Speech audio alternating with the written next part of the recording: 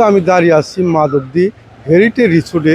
আপনারা জানেন এখানে কিন্তু ব্যক্তি মালিকানা গড়ে ওঠা 150 বিঘার উপরে হেরিটেজ রিসোর্ট গড়ে উঠছে আজ থেকে 5 বছর আগে। এরই মধ্যে দেশের বিভিন্ন অঞ্চল থেকে পর্যটক সহ দেশ বিদেশের পর্যটকরাও হেরিটেজ রিসোর্টে তারা কিন্তু বিনোদন প্রেমী মানুষেরা উপচে পড়া ভিড় লক্ষ্য করা যাচ্ছে।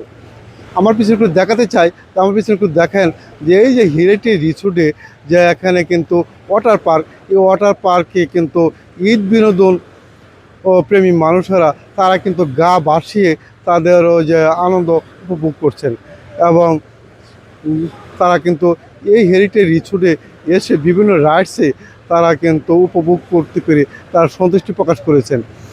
আমরা এই হেরিটেজ রিসোর্ট ঘুরে দেখেছি যে এখানে কিন্তু যে আন্তর্জাতিক মানে একটি রিসোর্ট গড়ে উঠেছে, যেখানে কিন্তু বিভিন্ন জেলা থেকে তাদের পর্যটকরা যে ঈদের আনন্দ উপভোগ করার জন্য পরিবার পরিজন নিয়ে এরই মধ্যে এই রিসোর্টে যে হাজারো দর্শকদের পথচলার মুখরিত হয়ে উঠেছে।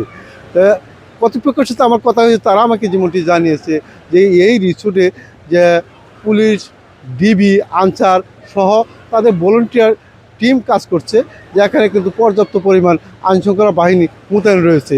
এখন পর্যন্ত এই হেরিটেজ পরিবেশ অত্যন্ত ভালো রয়েছে।